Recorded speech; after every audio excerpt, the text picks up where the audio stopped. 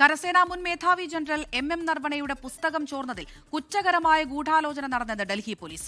Special cell register ചെയ്ത കേസിൽ വിദേശ രാജ്യങ്ങളിലെ ഓൺലൈൻ പ്ലാറ്റ്ഫോമുകൾ കേന്ദ്രീകരിച്ച് അന്വേഷണം ആരംഭിച്ചു. സംഭവത്തിൽ പെൻഗ്വിൻ ബുക്സ് ജീവനക്കാരെ പോലീസ് ചോദ്യം ചെയ്തു. പുസ്തകത്തിന്റെ ഡിജിറ്റൽ പകർപ്പുകൾ ആദ്യമെത്തിയത് വിദേശ വെബ്സൈറ്റുകളിലാണെന്ന് ഡൽഹി പോലീസിന്റെ അന്വേഷണത്തിൽ കണ്ടെത്തി. ഈ പകർപ്പുകളിലെല്ലാം വിതരണം പാടില്ല എന്ന് രേഖപ്പെടുത്തിയിരുന്നു. ആവശ്യമായ അനുമതികൾ ലഭിക്കുന്നതിന് മുൻപ് തന്നെ വിദേശ പ്ലാറ്റ്ഫോമുകൾ വഴി ഡിജിറ്റൽ പകർപ്പുകൾ വിപണിക്കെത്തി.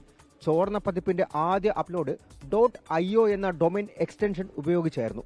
പിന്നീട് ഒന്നിലധികം ഹോസ്റ്റിംഗ് പ്ലാറ്റ്ഫോമുകളിൽ ഉള്ളടക്കമെത്തി. സംഘടിതമായ നീക്കം തന്നെയാണ് സംഭവിച്ചതെന്ന് ഡൽഹി പോലീസ് വ്യക്തമാക്കുന്നുണ്ട്. ഇതോടെ അന്താരാഷ്ട്ര തലത്തിലുള്ള അന്വേഷണവും വ്യാപിപ്പിച്ചു.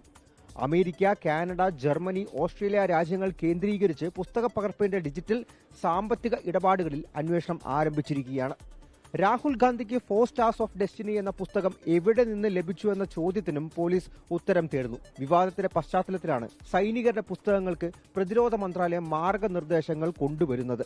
കൈയെഴുത്തു പ്രതി പ്രസിദ്ധീകരണത്തിന് അനുമതി നൽകുന്നതിന് മുൻപ് പാലിക്കേണ്ട പ്രക്രിയ വിശദീകരിക്കുന്നതാകും മാർഗനിർദ്ദേശങ്ങൾ. പ്രതിരോധ മന്ത്രാലയം കഴിഞ്ഞ ദിവസം ചേർന്ന ഉന്നതതല യോഗത്തിലാണ് തീരുമാനമെടുത്തത്. വിരമിച്ച സൈനികരുടെ പുസ്തകങ്ങളിലെ ഉള്ളടക്കങ്ങളും ഒഫീഷ്യൽ സീക്രട്സ് ആക്ടിന്റെ പരിധിയിൽ ഉൾപ്പെടും. 24 ഡൽഹി. ലോകത്തെവിടെയായാലും ഏത് സമയത്തും 24 വാർത്തകളും ഓഗ്മെന്റഡ് റിയാലിറ്റി പാക്കേജുകളും എക്സ്പ്ലെയിനറുകളും വിശദമായി കാണാൻ ഞങ്ങളുടെ യൂട്യൂബ് ചാനൽ നിങ്ങൾക്ക് സബ്സ്ക്രൈബ് ചെയ്യാം.